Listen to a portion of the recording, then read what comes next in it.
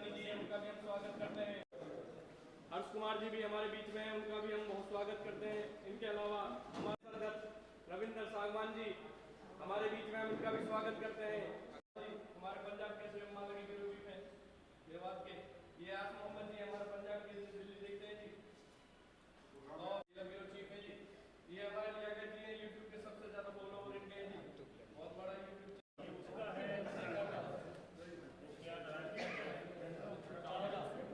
Phone नीचे करना थोड़ा कांग्रेस आप आ रहे हैं, मैं डाल दूँ। आप सबसे अनुरोध है जी, चेयरमैन कमरुद्दीन फिगर आपका तो इस बार उस आयोजन को सिर्फ मेवात ज़िला में किया जा रहा है, क्योंकि कोविड की वजह से जो पीछे जो हालात रहे हैं, अब भी ये माना जा रहा है कि बहुत बड़ी गैदरिंग जो है वो नहीं होनी चाहिए।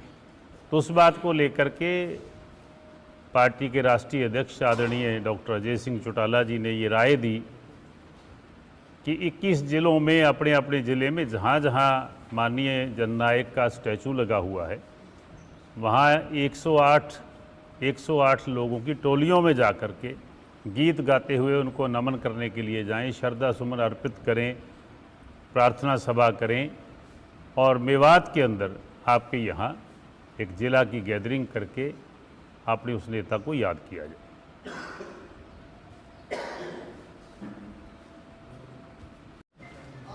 देखिए, एक्सप्रेस वे के ऊपर जो ये उनका स्टैचू स्थापित किया गया है, ये पहले भी ऐसे होता रहा कि ऐसे जो बहुत बड़े महानुभाव होते हैं उनके दर्शनों के लिए लोगों की अभिलाषा होती है, और एक्सप्रेस वे के ऊपर होने की वजह से लाखों लोग आते जाते उनके दर्शन कर सकेंगे, क्योंकि वो कोई किसी परिवार के नहीं थे, वो तो जननायक थे, और जननायक तो फिर जनता का होता है, और जननायक ने लोगों के लिए, उनकी सुविधाओं के लिए राजनीति में बहुत नए आयामों लेकर के आए। आम आदमी को राजनीति में हिस्सेदारी मिले, आम आदमी के चूल्हे तक उसको राजनीति को लेकर के गए, और जो उन्होंने अपने जीवन काल में काम किए वो तो चिर परिचित हैं, सबको पता है। पेंशन, बुढ़ापा पेंशन हो, विकलांग पेंशन हो, विडो पेंशन हो, उससे लेकर के जितने भी काम उन्होंने किए हैं वो अपने आप में सराहनीय, और रहती दुनिया तक उनका नाम उनके काम की वजह से रहेगा।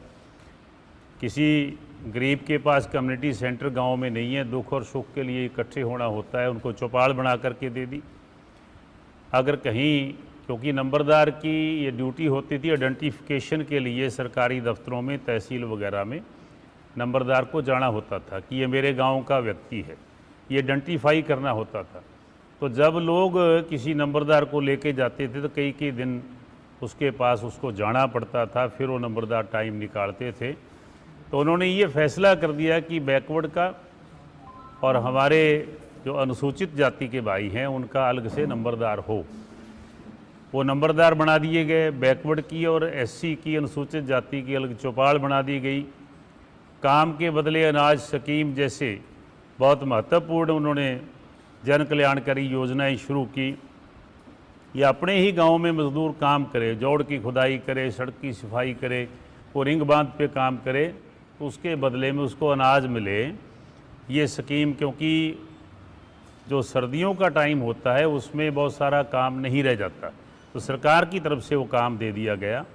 तो इस तरीके की बहुत सारी ऐसी चीज़ें उन्होंने की कि अपने जीवन काल में, जब हम अभी छोटे थे सभी लोग इस पीढ़ी के, अब चौधरी साहब हमारे बीच में बड़े बैठे हैं, चौधरी अंतराम जी, तो तब शायद ये होता था कि साइकिल पे आप लोग अपने कस्बे में जा रहे हैं, अपनी मंडी में जा रहे हैं, तो पुलिस के लोग साइकिल को रोक करके पूछते थे कि इसका टोकन है तेरे पास, क्योंकि साइकिल के आगे वो तिकोना साइकिल लगा होता था टोकन, रेडियो का टोकन टैक्स, ट्रैक्टर का टोकन टैक्स। इन चीज़ों को लेकर के किसान अगर ट्रैक्टर लेके मंडी में जाता था तो उसको चलान कर दिया जाता था, ट्रैक्टर के ऊपर को लोग बैठे होते तो चलान कर दिया जाता।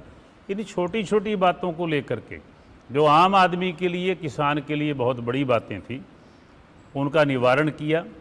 और मैं तो ये कहूँगा कि उनके नक्शे कदम पे चलते हुए उनके पड़पोतर आज के deputy chief minister Dushyant Chautala ji ने भी, जब पिछली सरकार ने ट्रैक्टर को कमर्शियल वाहन डिक्लेयर किया था,